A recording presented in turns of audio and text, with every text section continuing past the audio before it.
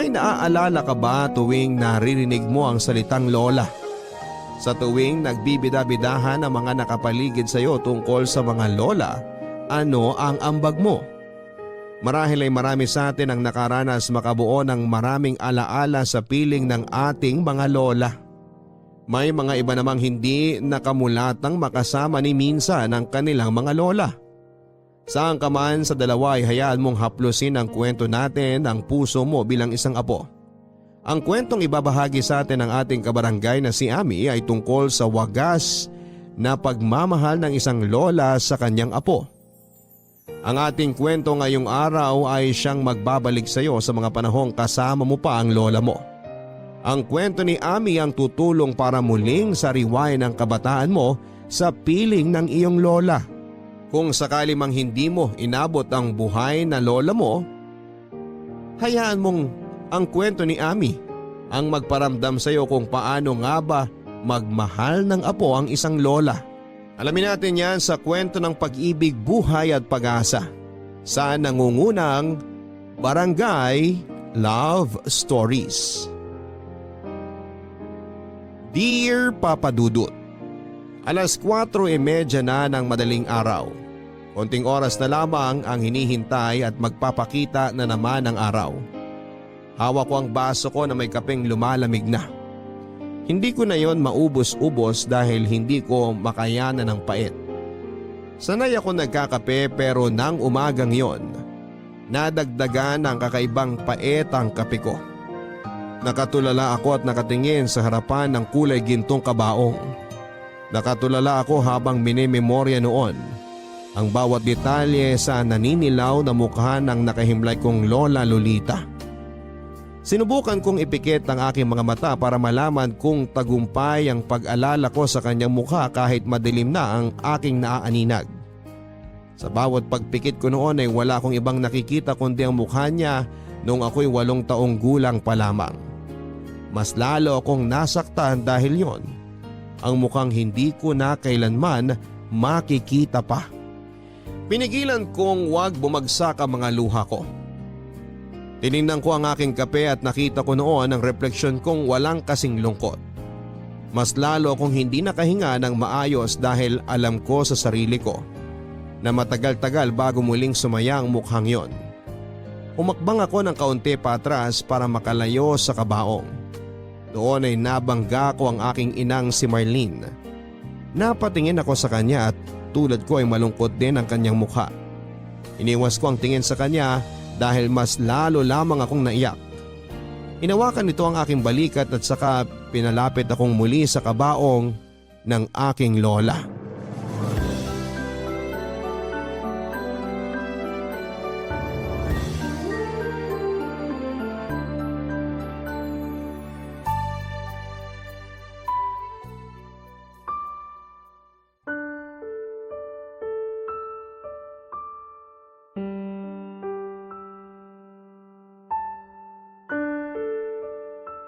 Mabuti na lang at nagkasya pa rin sa kanya yung pulang bestida niya. Sa laki ng pinayat niya, akala ko kailangan pang remedyohan. Paborito niya yan. Naalala niyo po ba nung nagtatalo pa kayong dalawa dahil namantsahan niyo yan nung nilabahan ninyo? Ayaw niya kasing ipalabas sa akin ang mga damit niya. Alam niyang hindi ako pulido magkusot at madalas nagkakahawaan ng kulay ang mga damit niya. Nakwento niya rin sa akin yan. Lagi niyang pinapakita yung laylayan ng pulang bestida niya. Nagkulay pa sa... Galit na galit pa rin siya. Bigay kasi ng lolo mo yan sa kanya nung pinagbuntis niya ako. Pinaglihian daw niya yung pulang bestida na yan nung nakita niya sa bayan. Walang-wala raw pera no ng lolo mo at sapat lang na pamasahe pa uwi mula sa bayan. Iniyakan daw ng lola mo yan nung nakauwi na sila. Hindi na raw kumain dahil sa sama ng loob. Paano pala nabili ni lolo yan? Binenta niya yung 2 inahing manok niya doon sa may-ari ng bakery sa tapat. Binalikan ng lolo mo yung bestida sa bayan, tapos bumili pa raw ng okoy at maraming bukayo para sa lola mo. Natuwa naman po ba si lola? Aba oo! Tuwang-tuwa siya na halos ayaw na niyang hubarin ang bestida na yan. Maaaring OA lang ang pagkakakwento ng lolo mo sa akin noon pero sabi niya huhubarin lang ng lola mo ang bestida para labhan. Magtatapis lang daw ang lola mo hanggang matuyo ang bestida tapos tsaka isusuot uli. Ilang buwan niyang ginawa yon? Kulang-kulang 3 buwan din daw. Grabe. Yan din yung suot niya nung una niya akong sinalubong nung inuwi niyo ako rito sa probinsya. Naaalala mo pa pala yun? Ang ganda niya kasi sa pulang bestida na yan. Tapos napansin ko sa kanya tuwing may okasyon, lagi niyang suot yan. Paborito niya talaga yan eh. Binili na niya sa akin yan dati na kapag mamamatay na siya, yan ang ipasuot. Gusto raw niya na yan ang suot niya sa langit. Kapag makikita na sila ni Lolo. Sana nagkita na sila ngayon. At sana gandang-ganda pa rin si Lolo sa kanya. Nung bata ako, tuwing pupunta sila sa barangay night, yan ang suot ng lola mo. Tapos lagi siyang may hawak na gumamela na inaabot ng lolo mo sa kanya bago sila umalis. Sinadya ng lolo mo noon na magtanim ng gumamela sa likuran nitong bahay para may mapipita siya tuwing may espesyal na okasyon sila ng lola mo. O kaya tuwing may away o konting tampuhan, yun ang paraan ng lolo mo para manuyo. Nasabi nga po sa akin yan ni Lola dati. Tapos, nung namatay daw si Lolo, hindi na binalikan ni Lola ang mga gumamelang yon hanggang sa namatay na rin dahil napabayaan na. Mula noon ayaw na niyang makakita pa ng gumamela. Pero sabi niya, kung makakakita man siya ulit ng gumamela, sana kapag magkasama na sila ni Lolo. Sana nakarami na ng gumamela ang lola mo ngayon kung nasan man silang dalawa ng lolo mo. Ay, sana masaya na siya ngayon, no? Sana nakakapagsayaw na sila ni Lolo ngayon. Yan na lang yung pambawas natin sa sakit na nararamdaman natin. Yung isipin na masaya na sila ngayon. Hindi ko na makikita ang pulang bestida niya na palagi niyang sinasampay. Palagi niyang maingat na sinasampay. Hindi na natin makikita yung ngiti niya habang gandang-ganda siya sa sarili niya. Habang suot ang pulang bestida na yan. Kung alam ko lang na hanggang dito na lang ang buhay ni Lola, sana inubos ko na lang ang bawat araw sa kakasabi kung gaano siya kaganda sa pulang bestida na yan. Sana ginamit ko na lang yung mga baksyon ko para dalawin siya, para ipagtanim siya ng panibagong gumamela, o hindi kaya maglambing at magtimpla ng panibagong tasa ng kape para sa kanya. Shh! Kung meron ka mang dapat ginagawa ngayon, yan ay yung magpasalamat. Dahil kahit hindi naging madalas ang pagkikita nyo, nakasama mo pa rin siya kahit papano.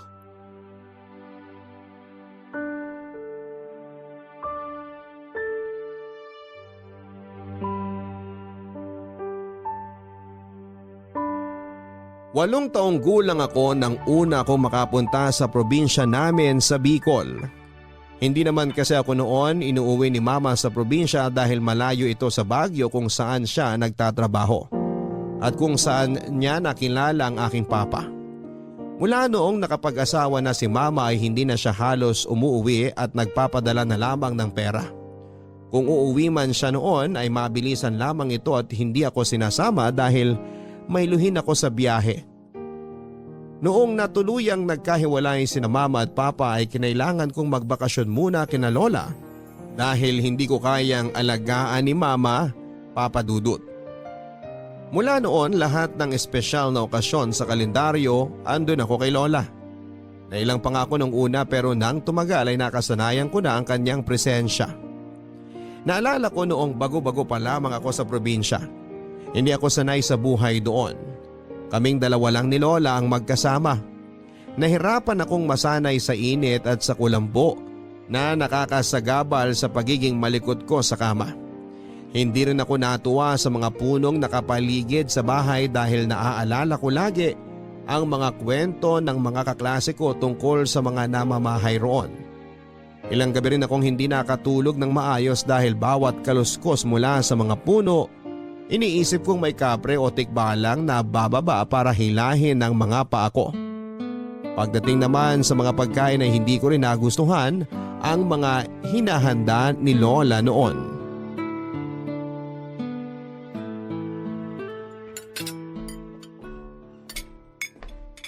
O apo, gising ka na. Nakatulog ka ba ng maayos? Opo. Kaninang madaling araw kasi rinig na rinig ko pa yung kama mo eh. Mukhang galaw ka ng galaw. Kala ko hindi ka makatulog eh. Nakatulog po ako. Halika na at pinaghanda kita ng makakain mo. Maupo ka na. May tusino po ba? Ay hindi pwede ang mga ganyang pagkain dito. Paborito ko po kasi yun eh. Pag natikman mo tong sinangag na sinabawan ng gatas ng kalabaw, makakalimutan mo na ang tosino. Oh?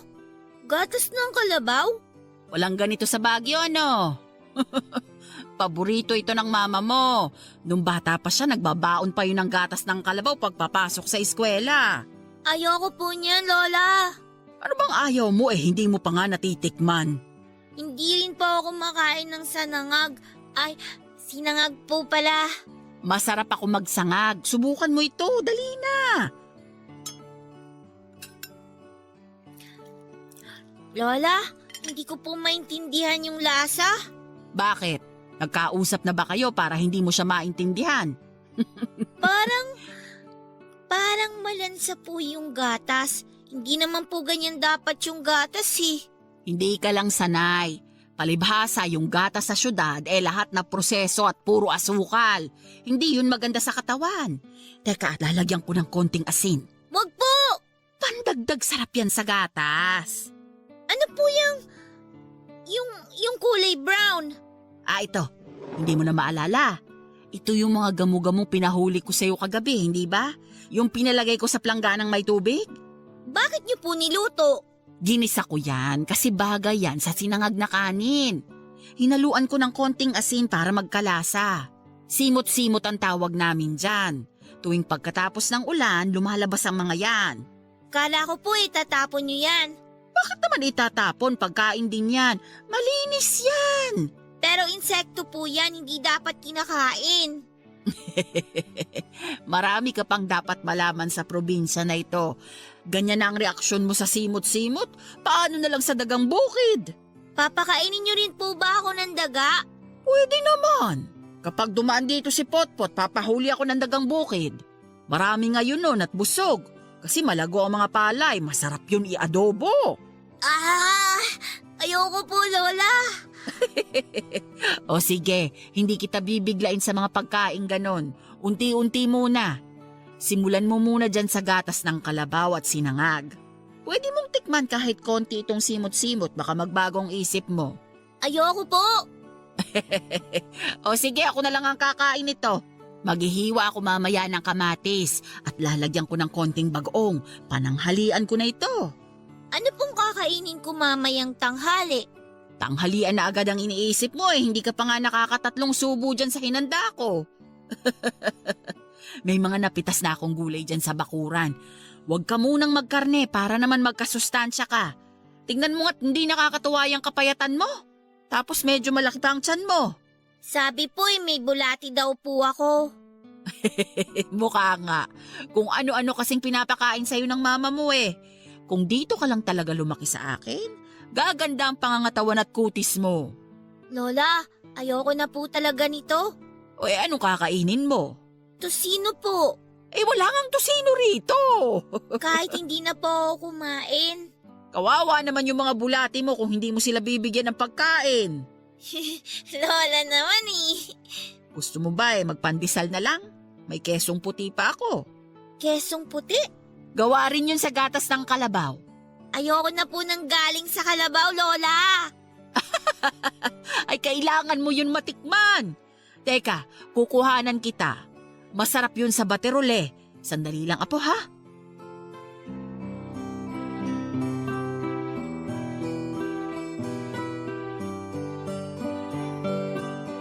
Taliwas sa inaasahan ko ay nasarapan ako sa kesong puting hinanda ni Lola.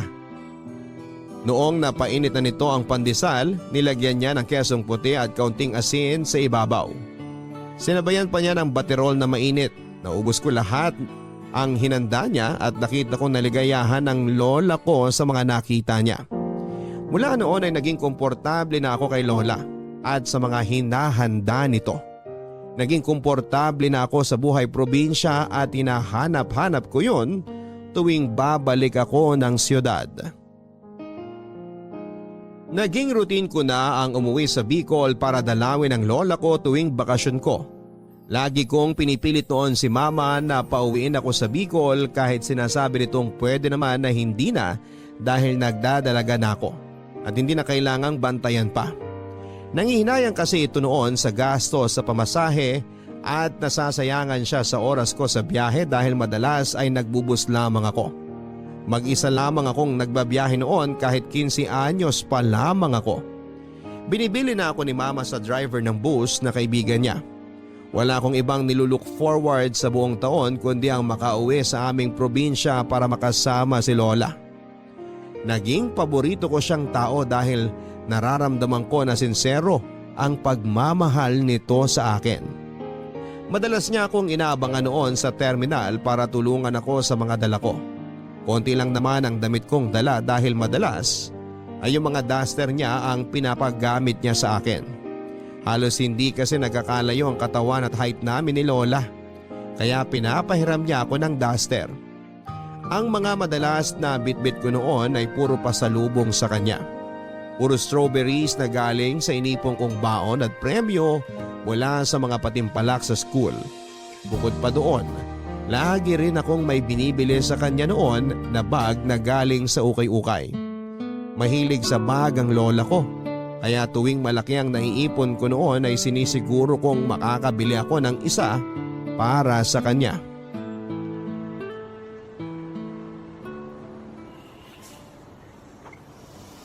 Apo!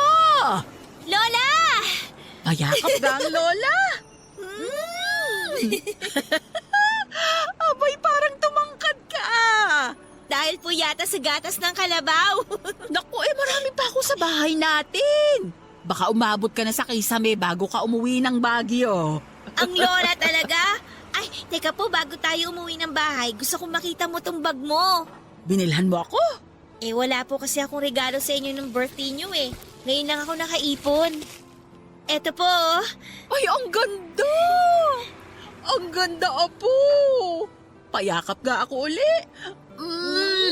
Pakis nga sa pisngi. Pero sana, Apo, hindi ka na nag-abala pa. Hindi ko pa nga nagagamit yung isang bag na binili mo nun eh.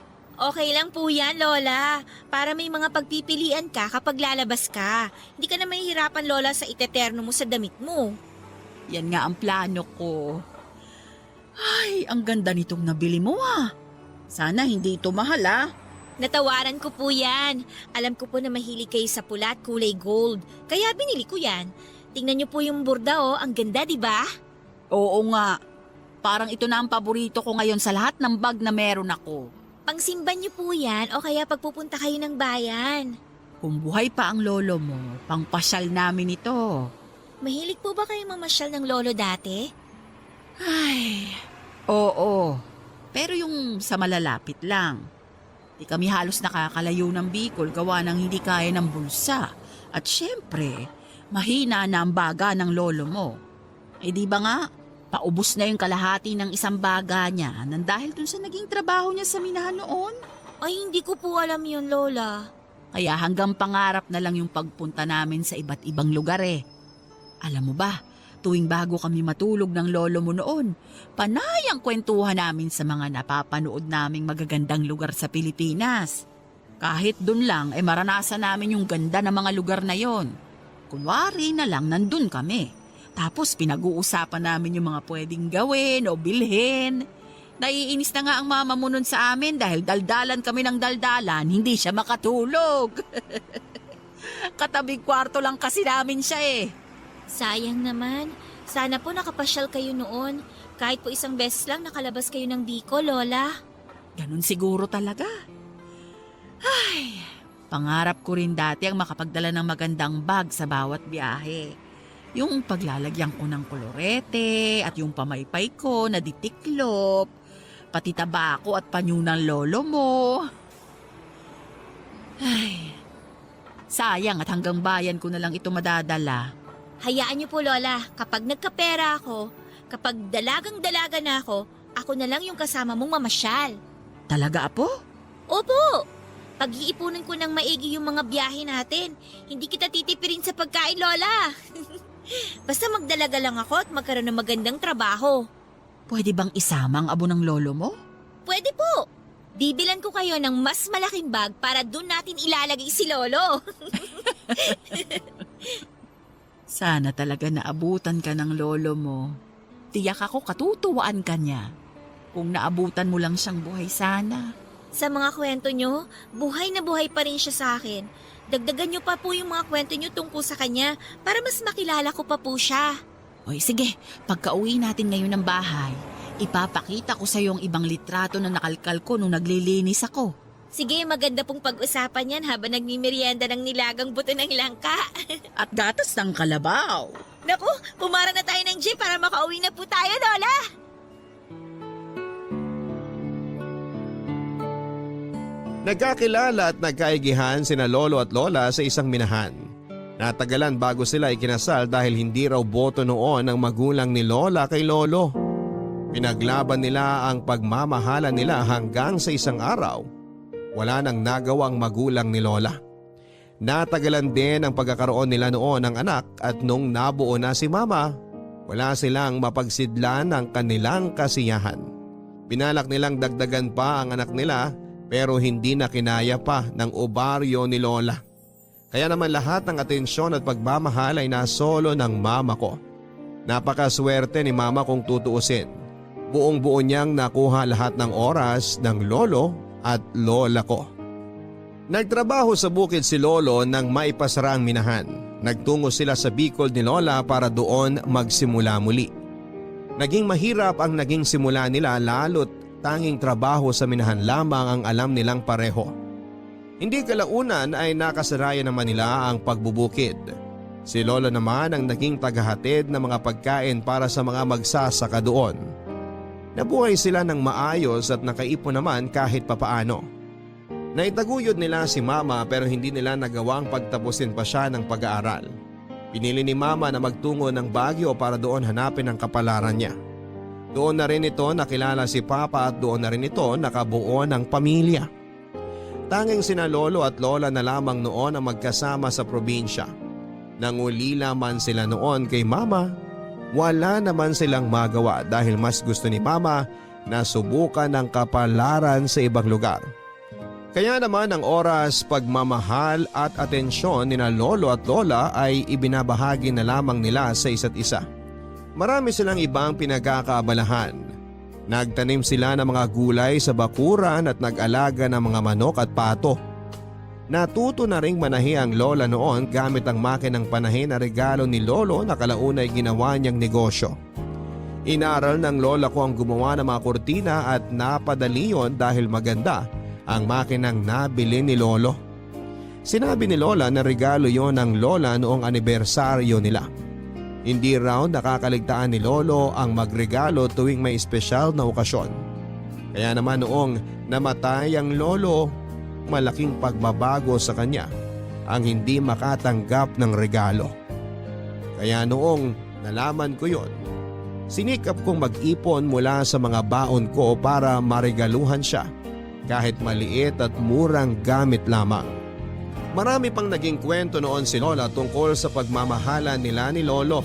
Lahat ay tumatak sa akin at nangarap ako na sana balang araw ganito ang maging love story ko. Kahit matagal nang wala ang lolo ko ay nararamdaman ko pa rin ang matinding pangungulila ng lola ko sa kanya na parabang kahapon lamang nailibing ang lolo. Lagi itong naluluha noon kapag nababanggit siya tungkol sa masasayang alaala nila ni lolo. Naisip ko nga pwede ka palang masaktan ng masasaya at masasarap na alaala. Papadudot maraming gabi kong narinig ang lola ko na umiiyak mag-isa. Pigil man yun noon pero naririnig ko pa rin dahil manipis lamang ang dingding na pagitan ng mga kwarto namin. Madalas ay pinupuntahan ko siya noon kapag umiiyak siya.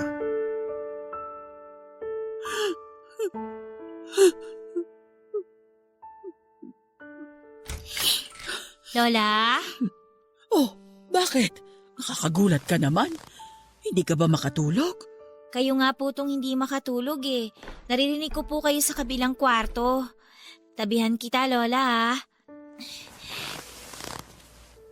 Naalala niyo na naman po ba ang lolo? Napanaginipan ko kasi siya. Kumakain daw kami ng ginatan dyan sa bakuran. Paborito niya yun eh. Parang ngayon niyo lang po ulit na panaginipan ng lolo ah. Kasi anibersaryo namin ngayon. Tuwing anibersaryo at Pasko, madalas ko siyang napapanaginipan. Ito kasi yung mga paborito naming okasyong dalawa. Lalo na ang anibersaryo namin. Ano po bang nangyari sa panaginip niyo, Lola? Nagluto raw ako ng ginatan. Tapos inaya ko siyang kumain dun sa bakuran. Ako lang yung nagsasalita. Hindi siya umiimik. Nakatingin lang siya sa akin. At nakita ko sa mga mata niya na magkahalo yung lungkot at saya niya. Niyakap niya ako nung sinabi ko sa kanya na gusto ko na lang sumama sa kanya. Yung yakap niya parang sinasabi niya na wag muna. Lola, huwag kang sasama sa kanya ha. Ako naman tong iyak gabi-gabi kapag ginawa niyo yun. Matagal ko nang gustong sumama sa kanya pero parang ayaw naman niya akong kunin. Nahinto lang yung kagustuhan kong bawian ng buhay nung dito ka na namamalagi. May dahilan na ako eh. May dahilan na ako para gumising. Ano po bang gusto niyong gawin ngayong anniversary niyo ni Lolo? Gusto ko sanang pumunta dun sa bukid. Doon kasi kami madalas nagme-merienda tuwing anibersaryo namin. Sige, pagkagising natin mamaya, dun tayo pupunta. Gagawa tayo ng merienda at magbabaon ng pwedeng inumin. Gusto ko ng kapeng walang asukal o gatas. Yun kasi ang paborito ng lolo mo noong nabubuhay pa siya. Gagawin natin lahat yan mamaya pagkagising natin. Kaya para may lakas po tayo mamaya, matulog na po tayo, ha? Di ko nga alam kung makakatulog pa ako nito eh. Pilitin niyo po, la. 2:00 pa lang po ng madaling araw, oh. Mahaba pang hihintayin natin bago magliwanag. Baka maiyak lang ako ulit kapag sinubukan kong ipikit ang mga mata ko. Gusto niyo po ba dito na lang muna ako matulog sa tabi niyo? Para kung sakaling maririnig ko ang hikbi niyo, yayakapin ko po kayo. Mabuti pa nga siguro. Hindi ko kayang mag-isa ngayon eh. Hindi na po kayong magiging mag-isa. Andito na po ako eh. Para kang lolo mo. Hindi ako pinapabayaang matulog mag-isa o maging malungkot mag-isa. Laging nakasaklolo sa tuwing kailangan ko. Baka sinadya ng lolo na gawin akong bantay niyo, Lola. Baka nararamdaman ng lolo mo na kailangan ko talaga ng bantay. Matulog na po tayo ha, para makabalik tayo dito bago bumaba ang araw mamaya. Samahan mo muna akong ipagdasal ang lolo mo. Mukhang kailangan niya yun ngayon. Sige po. Sa ngalan ng Ama, ng Anak, at ng Espiritu Santo.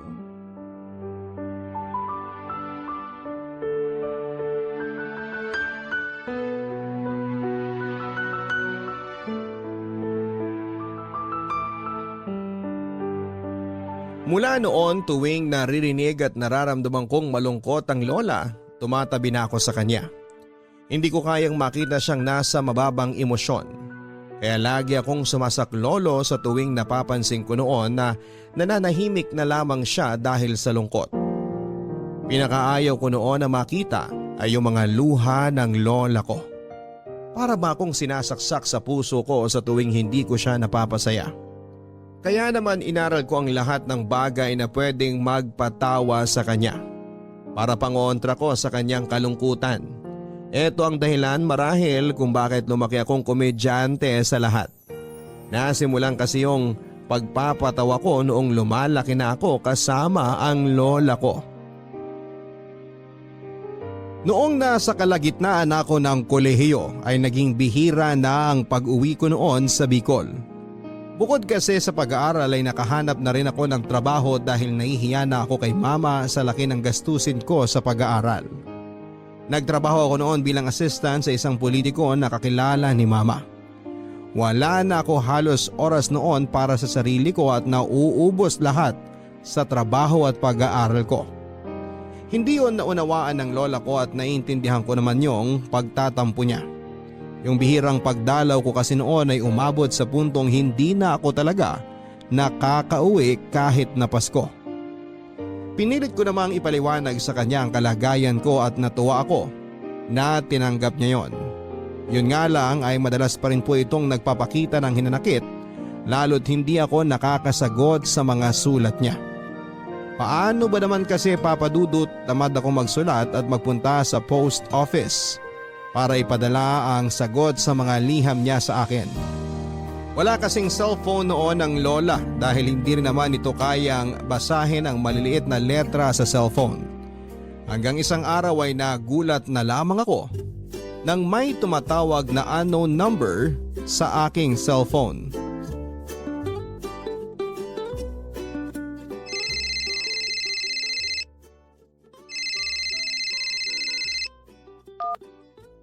Hello? Sino to?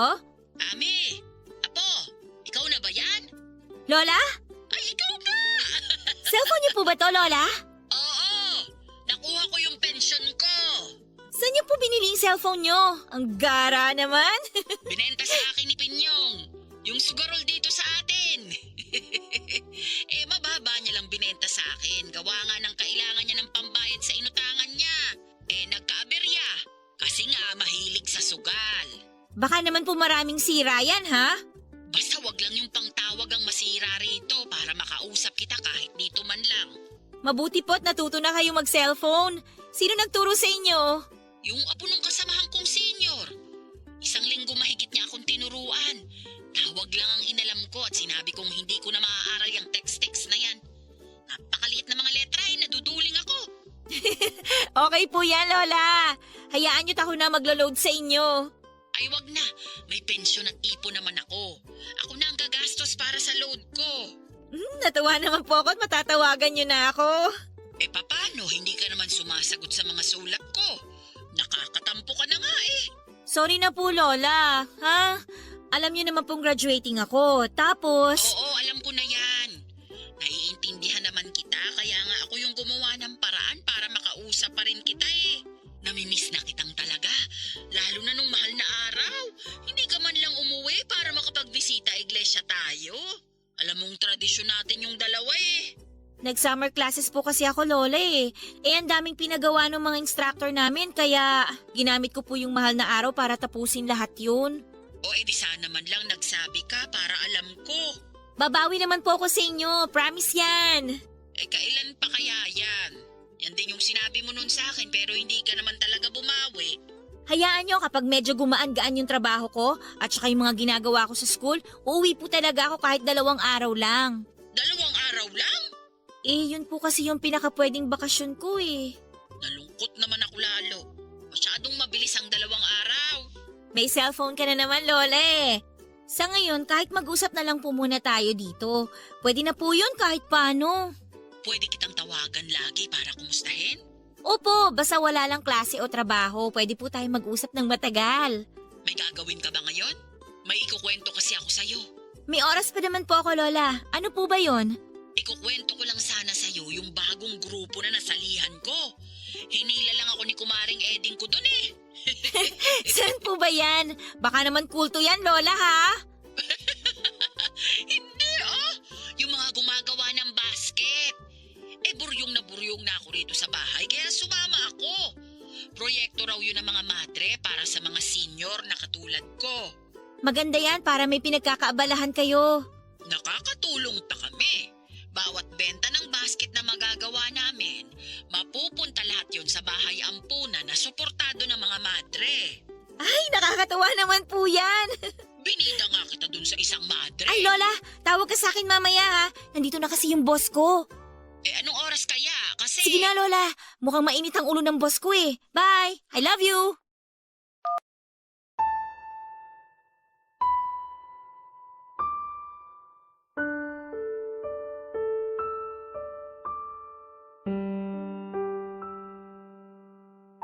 Nakailang tawag sa akin noon si Lola pero hindi ko nagawang sagutin dahil ipinagbabawal ng boss ko ang gumamit ng cellphone habang nasa trabaho.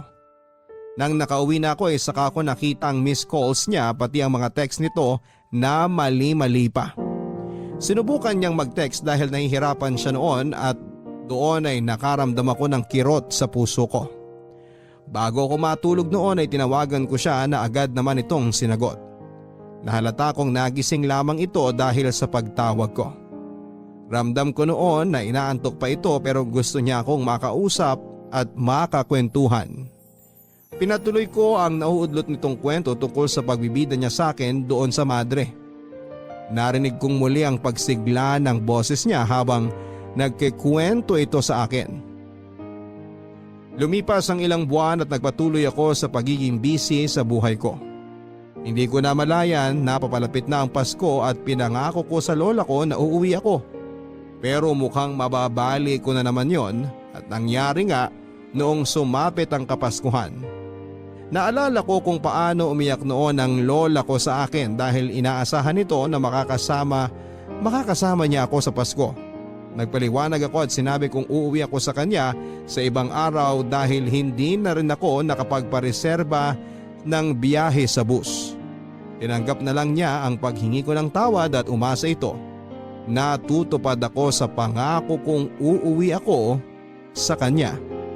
Pagkalipas ng ilang buwan matapos ang Pasko ay tinupad ko naman ang pangako kong pag-uwi. Walang kahit na anong okasyon noon at bigla na lang akong umuwi ng walang pasabi sa aking lola.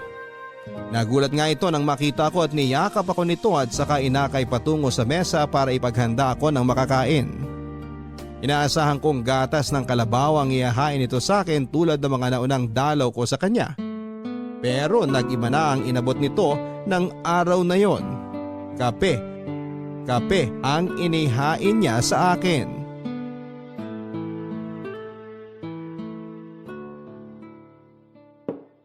Kape?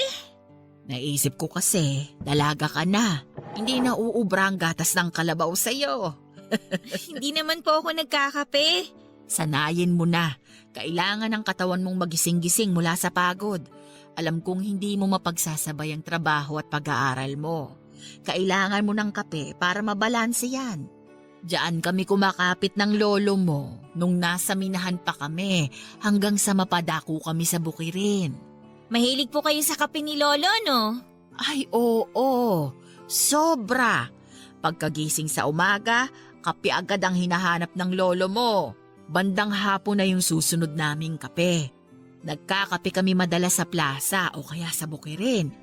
May baon kami laging termos. Tapos ang huli naming kape ang pinakapaborito ko. Tuwing madaling araw. Kapag nagigising kami pareho, magkukwentuhan muna kami sandali sa kama. Tapos babangon at magtitimpla na ako ng kape naming dalawa. Itutuloy namin ang kwentuhan. Dito, sa mesa na ito. Diyan siya sa pwesto mo madalas. Hindi kami titigil sa kakakwentuhan hanggang sa lumamig ng mga kape namin. Ang saya niyo talaga siguro noon, Lola, no? Ang sarap yung may kakwentuhan ka kahit anong oras mo gusto. Oo. Kasi hindi lang asawa ang turing ko sa lolo mo, kung hindi matalik na kaibigan. Kaya ikaw, kung hahanap ka ng magiging nobyo mo, siguraduhin mo lang na hindi lang sa lambingan yun magaling, kundi maging kaibigan mo rin. Yun po ba ang sikreto ng relasyon niyo? Para sa akin, oo. Kasi yung kilig naman, nawawala yan kapag tumagal. Ang hindi dapat mawala, yung pagkakaibigan ninyo. Mahalaga yon para hindi kayo manawa sa isa't isa.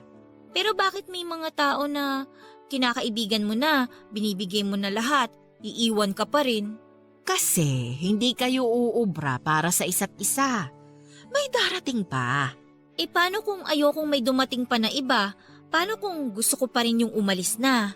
Hindi darating sa'yo ang tamang tao kung hindi mo papakawalan yung mali para sa'yo. Pwede namang siyang maging mali habang buhay sa akin.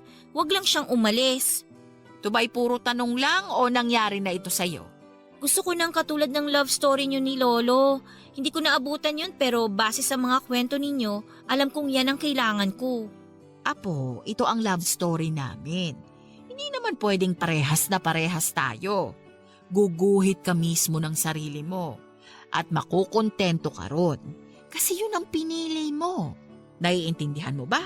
Pero gusto ko yung gayang-gaya nung sa inyo kasi sigurado na matibay yan. Yan po yung kailangan ko. Kung sino man niyang nang iwan sa'yo, gusto ko siyang pasalamatan. Kasi sigurado ako, mula nung iniwan ka na niya, alam mo na kung ano yung talagang kailangan mo at hindi siya yon.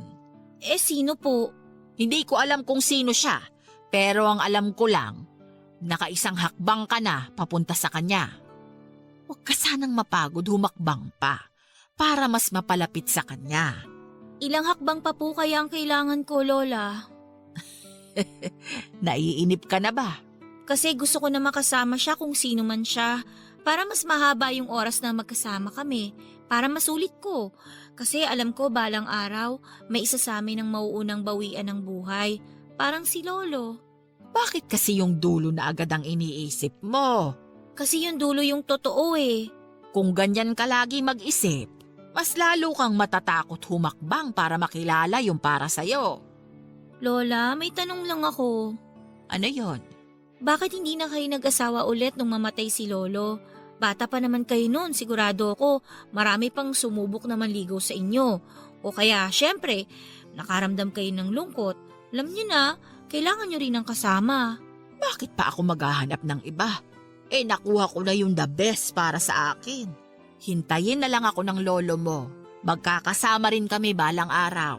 Huwag nga po kayo magsalita ng ganyan. Hindi pa kayo pwedeng umalis. Hindi ko naman sinasabi ngayon na ako kunin. Malawak lang ang isipan ko at alam kong balang araw, mahahawakan ko ulit ang kamay ng lolo mo. Hindi po ba nagbago kahit konti yung naramdaman nyo kay Lolo? Kahit ngayon na hindi nyo na siya nakakasama? Hindi. Ang pag-ibig, kapag totoo, nasaan man ang katipan mo, hindi yun magbabago. Di mata ang pinapairal sa pag-ibig. Kung hindi puso, di ko man siya nakakasama o nakikita. Sa puso ko andito lang siya. Ang pait naman po nito, Lola. Dahan-dahan kasi sa pag-inom. Alam mong hindi ka pa sanay sa pait ng kape eh. Kailangan ko ng masanay para kapag nakilala ko na yung forever ko, maaaya ko na siyang magkape. Sige, tutulungan kitang masanay sa kape. Tuwing pupunta ka rito, hahainan kita ng kape. Dadagdagan ko lagi ang pait para makasanayan na ng dila mo. Basta dadalaw ka ulit, apo, ha?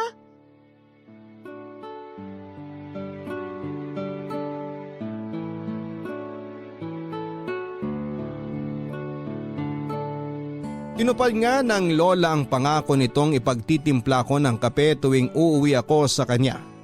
Sinubukan ko sa abot ng aking makakaya na umuwi kahit gipit ako sa oras dahil sa trabaho at pag-aaral. Inisantabi ko muna ang love life dahil nai-inspire ako sa sinasabi ng lola ko na kahit na hindi ko hanapin ang pag-ibig, husay ang darating kapag handa na akong saluhin ito. Humingi rin ako sa aking lola ng picture nilang dalawa ni lolo. Nilagay ko yon sa wallet ko para sa tuwing pinanghihinaan ako ng loob sa pagdating ng the one para sa akin ay kailangan ko lang tignan ang larawan nila at gagaan na muli ang lahat. Tuwing masama ang loob o di naman kaya ay may problema ako, sinasanay ko na ang sarili kong puntahan lagi ang lola ko, gaano man yon kalayo. Ginawa kong gamot ang presensya ng lola ko at malaki ang naitulong nito sa akin. Nakatulong din ang bawat mapait na kape na inihahanda nito sa akin. Sinabi nga niya kung nakayanan ko ang pait ng kape ay makakayanan ko rin ang ibang pait ng buhay. Natawa na lamang ako pero alam kong tama siya at kailangan ko yon. Tulad naman kasi ng kape ay kaya ko pa rin yon patamisin sa tamang lagay ng asukal at magiging maayos muli ang lahat. Tatamis muli ang dating mapait. Ganon ko tinitignan ang buhay tuwing may pait akong pinagdadaanan. Nung nakapagtapos ako ng pag-aaral at nalipat sa Metro Manila ay hindi na ako muling nakabalik pa ng probinsya para dalawin si Lola.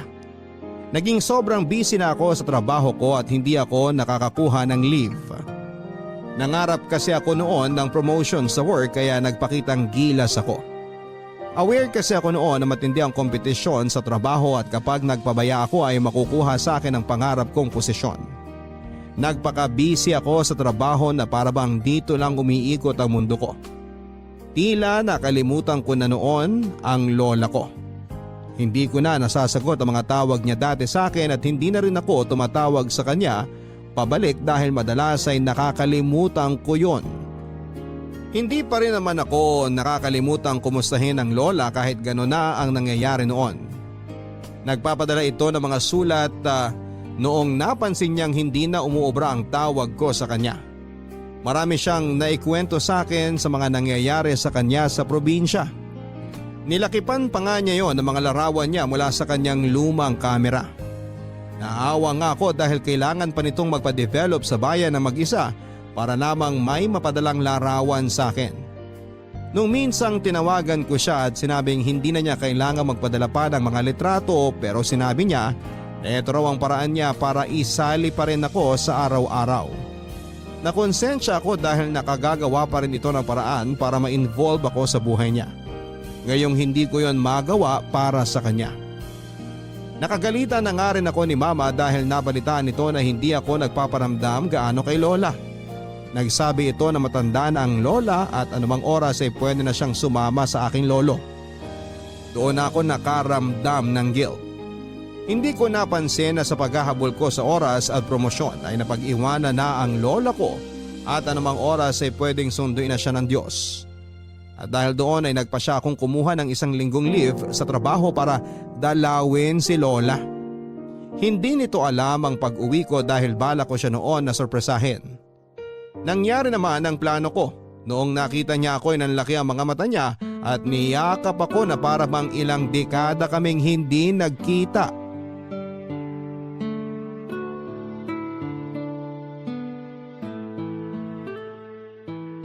Ami! Lola! Payakap nga ako, Apo! Bakit naman wala kang pasabi na uuwi ka? Gusto ko lang kayong sorpresahin. Sorpresa talaga ako. Hindi ka naman na kasi umuuwi talaga. Tunog nang nagtatampo ah. Sino bang hindi magtatampo? Ilang taon akong mag-isa rito. Parang ako pa tong nahihiya tuwing susubukan kitang tawagan. Gawa nga nang hindi ka naman sumasagot. Kaya nga po ako nandito eh. Babawi na ako. Tara na po sa loob at kaping-kapi na ako. Gusto mo ba magmeryenda na lang ng puto? Meron pa ako dyan, kabibili ko lang kaninang umaga. Ayoko ng puto, Lola. Ang gusto ko ngayon, yung kape na tinitimpla mo lagi. Kanina ko pa nga nalalasahan habang nasa biyahe pa lang po ako eh. Tsaka diba tradisyon na natin yun? Kasi nasa Maynila ka na eh. Bakit po? Bawal na po ba kaming mga taga Maynila sa kape? Hindi naman. Nabalitaan ko lang kasi dun sa anak nung kapitbahay natin na nurse sa Maynila. Ano raw? Masarap daw yung kape ron. Mahal at masarap. Oh, tapos po? Nakakahiya nang ipagtimpla ka pa ng kape. Alam mo namang nabibili lang sa tindahan yung mga kapeng hinahain ko sa'yo. Wala pang 10 piso ang ginagastos ko. At bakit nyo naman po iisipin na kailangan ko ng mas mahal na kape? Naiintindihan ko lang kasi na mas maganda na yung buhay mo ngayon kumpara nung nag-aaral ka pa at nasa akin ka pa tuwing bakasyon. Lola naman, kahit pinakamahal na kape ang iharap mo sa akin, just na kape mo pa rin ang lilingunin ko. Sinasabi mo lang yan para pagaanin ang loob ko. Ay hindi po, maniwala po kayo. Hindi ako nagkakape ng mga ganun sa Maynila. Kasi lagi kong inaabangan yung kape nyo tuwing bumabalik ako dito. Bakit hindi ka na bumalik noon para napagtimpla pa kita? Talagang may tampo pa ang lola. Andito na nga ako oh. Babawi na ako sa inyo. Simulan natin dyan sa kape nyo ha. Tara! Ay may isa pa pala akong sorpresa sa'yo. May boyfriend na kayo, Lola? Sira! Marinig ka ng lolo mo, kagalitan pa ako. Ano nga po yung sorpresa nyo? Nung nakaraang taon, inipon ko yung pensyon ko para palagyan ng aircon yung kwarto mo. Naisip ko kasi kapag balak mo nang bumalik dito, hindi ka na kailangan magtiis sa electric fan. Baka katulog ka na ng maayos. Lola naman, bakit kailangan yung gawin yun? O hindi ka ba masaya? Parang natutulog ka lang sa Baguio sa lamig. Sana po inipon nyo na lang para ipangbili ng mga gusto nyo, lalo na ng mga gamot nyo. Hindi ko naman kailangan ng aircon dito eh. Ang sarap kaya ng hangin dito. Mainit nga. Ako nga tong naaawa sa'yo kasi naririnig ko pa yung tunog ng pamaypay mo. Kahit may electric fan ka na. Bihira lang naman yun, Lola. Sana hindi na lang talaga kayo gumastos sa aircon. Gusto ko lang namang maging komportable ang tulog mo. Komportable naman po ako basta katabi ko kayo, di ba? Ang laki-laki mo na. Di na tayo kasya sa kama ko. Ay, pinitin natin! Sa susunod na buwan pala, death anniversary ng lolo mo. Makakauwi ka ba sa padasal? Ay naku, Lola, hindi ko alam kung kaya. Inubos ko na kasi yung leave ko ngayon para makapag-stay po ako ng matagal dito. Ah, ganun ba? O sige, sabihan mo na lang ang mama mo para kung sakaling gusto niyang sumama magpadasal. Ano pa po ba yung mga kailangan nyo sa padasal? Doon na lang po ako babawi sa inyo. Napanaginipan ko pala nung isang gabi. Humihingi ng baboy ang lolo mo. Tapos, may 2 babae at 1 bata na nasa kusina natin. At may inaalok na baboy. Pumayag ako. Hala, ano kayang ibig sabihin ng panaginip na yun? Baka nga talagang gusto ng lolo mo na magkatay ng baboy. Naalala ko nga Sabi pa niya, yung malaking baboy daw sana. Hala, parang di naman ata praktikal na kumuha ng malaking baboy. Kasi wala naman kayong magiging bisita nun, di ba? Yung mga byuda lang na magpapasimula ng padasal. 4 sila at saka siguro isasama nila yung mga anak nila. Paano kaya kung bumili na lang po tayo ng naluto na baboy? Kahit ilang po tayo pa ng baboy yan para lang po praktikal. Gusto ko kasi yung buong baboy na dito kakatayin sa bahay. Yun kasi ang bili ng lolo mo sa panaginip Panaginip lang naman yun, Lola. Maiintindihan naman siguro ni Lolo kung sakaling wala yung hiling niya. Ngayon ko lang napanaginipan ng lolo mo na humihiling Pakiramdam ko kailangan ko yung sundin. O di sige po kung sa tingin nyo talagang kailangan. Ako na po yung bahala dyan. Basta kahit anong mangyari magbababoy tayo sa death anniversary ng lolo mo. Opo, ako na pong bahala doon. Huwag nyo na pong isipin yun Papadalan ko po kayo tapos kayo na po yung bahalang mamili ng pinakamalaking baboy na gusto nyo. Sana makauwi ka nun, Apo. Malabo po, Lola Pasensya na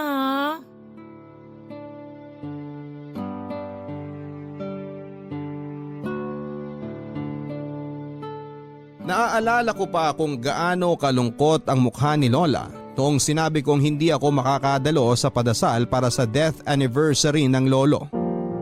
Dati naman kasi ay hindi na ako nakakadalo at hindi naman siya nalungkot. Naisip ko lang kasi noon na baka masyado nitong dinibdib yung napanaginipan niya kaya pakiramdam niya ay kailangan niyang gawing extra special ang death anniversary ni lolo. Hindi naman ito gawain noon na kumuha pa ng magdarasal. Siya na nga lang ang gumagawa noong mag-isa. Sapat na sa kanya noon na magsimba sa umaga sa death anniversary ni lolo. Tapos sa bandang hapon ay magdarasal ito sa altar at sasabayan niya noon ng atang na kaning malagkit na may kalahating itlog sa ibabaw. Yon ang unang beses na gusto niyang magkatay ng baboy para sa death anniversary ni lolo. Para maibsan noon ang lungkot ni Lola ay minabuti kong ibuhos lahat ng atensyon ko sa kanya. Ginawa namin lahat ng mga nakasanayan naming gawing 2. Nagtabi kaming matulog noon at nagkwekwentuhan pa kami hanggang sa abuting kami ng madaling araw. Dahil hindi kami dinadalaw ng antok noon ay magkakape na lamang kami at itutuloy ang kwentuhan. Para bang binuhay ko muli ang mga nakasanayan nilang ginagawa ni lolo noong nabubuhay pa ito. Tuwing hapon naman noon ay nasa bukid kami at umiinom ng baterol at kumakain ng hopya. Bago ako umuwi noon sa Metro Manila ay pumunta kami sa isang mall para ibili ko siya ng brand new na bag. Natuwa ito at naiyak dahil may panibago na naman daw siyang bag. Naalala raw niya noong ukay-ukay lang ang nabibili ko sa kanya noon. Naiyak na lamang ako dahil noong binalikan ko yung panahon na yon ay walang-wala ako. Pero noong pagkakataong nabilhan ko na siya ng bagong bag ay naisip kong may narating na pala ako. Nang araw na aalis na ako ay nagpumilit ang lola na ihatid ako sa terminal. Dati naman ay hindi niya yon ginagawa dahil nalulungkot lang daw siya. Pero noong time na yon ay nag-iba. Noong dumating ang bus ay niyakap ako nito ng mahigpit at sinabing dumalaw lang ako kapag may oras ako. Maghihintay daw siya. Inalikan ako nito sa noo at inabutan ng panyo para pangpunas ko raw ng mukha ko kapag nahulas ako sa biyahe. Noong nakasakay na ako sa bus at umandar na yon ay nilingon ko siya at nakita ko nakatayo pa siya noon kung saan ko siya iniwanan. Kumaway ito noon sa akin at kumaway din ako pabalik. Noong nakalayo na ang bus ay bigla akong naiyak nang hindi ko alam. Marahil ay pahiwatig yon na hindi ko na muling makakasama pa ang lola ko. Sa mismong death anniversary ng lolo ko ay binawian ng buhay ang lola ko. Kung hindi nagpunta ng mas maaga roon ang mga biyudang mangunguna sa padasal ay hindi nila makikitang wala ng buhay ang lola. Namatay sa tulog ang lola. Noong gabi bago siya mamatay ay nakausap ko pa siya at sinabi ko sa kanya na napanaginipan ko siyang kumakain kasama ng lolo ko sa kusina. Sinabi ni lola na kinabahan siya roon dahil ayon sa mga matatanda, huwag raw makikisabay o kukunin ang pagkaing inaalok ng taong patay na dahil malaki ang tsansa na bala ka na niyang isama. Naalala ko pa noong tinawag ni mama sa akin ang masamang balita. Nasa trabaho ako noon. Hindi ko noon may galaw ang katawang ko noong sinabi niyang wala na si lola. Biglang nag-flashback lahat ng alaala namin. At nakadagdag yon para mas lalong maging masakit ang pagharap ko sa katotohanan na wala na siya sa buhay ko. Muli ko namang inalala ang mga huling araw na nakasama ko ang lola ko noon habang nakaharap sa kanyang kabaong. Nagtuloy-tuloy na ang pagbagsak ng mga luha ko. At hindi ko na yon pinunasan pa. Pinisil ni mama ang balikat ko para bigyan ako ng hudyat na ituloy ko lang ang pag-iyak para hindi yon maipon. Nang naubos ko ng lahat ng luhang baon ko, kinuha ni mama ang kamay ko at doon ay may pinatong siyang gintong kwintas sa ibabaw ng palad ko.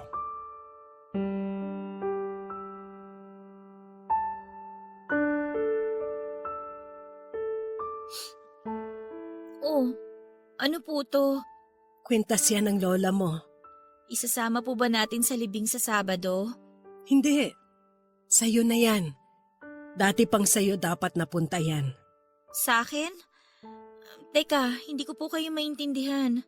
Nagsabi ako sa kanya nung nasa kolehiyo ka na baka hindi na kita mapatuloy na mapag-aral dahil natanggal ako sa trabaho noon. Ha? Natanggal kayo sa trabaho? Bakit hindi ko alam yun? Nag-usap kami ng lola mo na huwag ipaalam sa'yo para hindi makasira sa pag-aaral mo. Saan po kayo nakakuha ng pera pang tustos sa atin? Galing sa pensyon ng lola mo. Nagpapadala siya sa akin para may panggastos tayo hanggang sa makahanap ako ng bagong trabaho. Itong kwintas na to. Nung time na sinabi ko sa kanya na kulang ako sa pang-tuition mo, pinapabenta niya yung kwintas na yan para pangdagdag. Malaking halaga sana ang mapagbebentahan yan. Mahalaga yan sa kanya eh. Yan ang unang regalo ni tatay kay nanay nung kasal nila. Bakit hindi niyo binenta? Munti ka na. May kolektor ng balak bilhin yan pero umatras ako. Pakiramdam ko pinagnanakawan ko ng ala-alang lolo't lola mo. Mabuti na nga lang at nakakuha ka kaagad ng part-time na trabaho noon. Kaya laking luwag sa dibdib ko na hindi ko na kailangang ibenta pa yan. Alam ba ng lola na hindi niyo to binenta? Hindi. Kasi alam ko magpupumilit lang siyang ibenta ko para may pandagdag kang pera sa pag-aaral mo. Mahal na mahal ka ng lola mo. Sana alam mo yon. Hindi ko man lang natumbasan lahat ng pagmamahal niya. Hindi mo naman kailangang tumbasan yun. Kailangan mo lang tanggapin. Kung may babalik ko lang po yung mga oras na tumatawag siya. Walang alinlangan sasagutin ko yun. Kasi ngayon kahit panayan titig ko sa cellphone ko, wala na yung mga tawag niya. Wala na akong aasahang tawag pa mula sa kanya. Hindi na tayo makakatanggap pa ng mga sulat at litrato na galing sa kanya. Yung mga litrato niya habang kumakain. O kaya kapag may nakita siyang bagay na gusto niyang ipakita sa atin. Yung pipicturan pa niya at ipapadevelop para lang makapag-share siya sa atin ng nangyari sa buong araw niya. Pero tayo, tinake for granted natin lahat kasi akala natin hindi siya mawawala. Hindi siya madadagdagan ng edad. Tsaka hindi siya kukunin basta-basta. Nakalimutan natin na limitado na ang oras niya. Masyado tayong naghahabol sa ibang bagay na hindi man lang natin nagawang habulin yung oras natin na kasama siya. Ayoko na pong makaramdam nitong pagsisisi. Sakit-sakit po kasi sa loob eh. Kaya nga iniisip ko na lang, ayos na rin siguro to para makapagpahinga na siya. Para hindi na siya laging nag-iisa. Para makasama na niya ang lolo mo at Ton kung nasan man silang dalawa, magkakakwentuhan ulit sila. Yan na nga lang din, Ma, yung pampalubag loob ko ngayon. Matagal na niyang kinukwento sa akin dati na gusto na niya makasama ulit ang lolo. At sigurado ko, magkayakap na sila. Nagpapalitan ng mga kwento. Habang suot ni Lola ang pulang bestida niya. At habang inaalayan siya ni tatay ng gumamela. Sana masaya na sila ngayon pareho. Sana masaya na sila.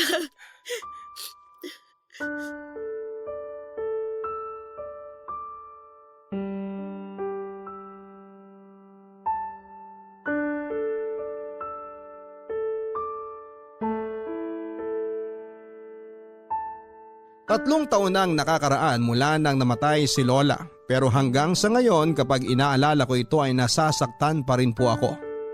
Baka nga totoo na wala naman talagang nakaka-move on sa pagkawala ng minamahal nila sa buhay. Nasasanay lang tayo na wala na sila sa tabi natin. Nasasanay lamang tayo sa sakit, namamanhid at nagpapatuloy. Kaya siguro kapag binalikan mo ulit yung mga panahong kasama mo pa sila ay kumikirot pa rin. Papa Dudut, maraming salamat sa pagbabahagi mo ng kwento ng aking lola Lolita. Alam ko kung nasaan man siya ngayon ay masaya ito na ginawa ko ang kwento niya para makatulong sa ibang tao na nagpapabaya ng oras para sa mga minamahal nila. Sana'y magamit ang kwento ng lola Lolita ko para ma-realize ng lahat na kapag oras ang naubos, kahit na anong habol mo ay hindi ka na makakapagpuno. Muli, maraming salamat sa inyo. Ako ang inyong kabarangay forever, Ami. Hanggang kailan ba natin iisang tabi ang kasabihan na nasa huli ang pagsisisi? Bakit kailangan pa nating paabutin sa dulo ang lahat bago tayo matuto? Ilang beses na tayong nakaranas na magsisisi dahil hindi tayo gumagawa ng paraan o hindi tayo naglalaan ng oras para sa mga importanteng bagay at tao sa buhay natin. Bakit kailangang paulit-ulit na dalawin tayo ng sisi bago natin ma-realize na mali ang magpabaya at mali ang magsayang ng oras? Kabarangay, sana hanggat maaga pa ay alam mo kung saan ka dapat magbuhos ng oras. Maraming salamat, Ami, sa pinadala mong kwento sa inyong Papa Dudut at hiling ko na sana ay makadagdag ito ng tulong para maintindihan ng mga tao kung gaano kasakit ang magsisi kapag naubusan ka na ng tsansa na makasama ang mga mahal mo. Sa kwento ni Lola Lolita mo, sana'y nagawa nating ibahagi sa iba na anumang oras ay pwedeng bawiin sa iyo ang taong binabaliwala mo. Hanggang sa muli, ako po ang inyong Papa Dudut sa mga kwento ng pag-ibig, buhay at pag-asa dito sa Barangay Love Stories number 1.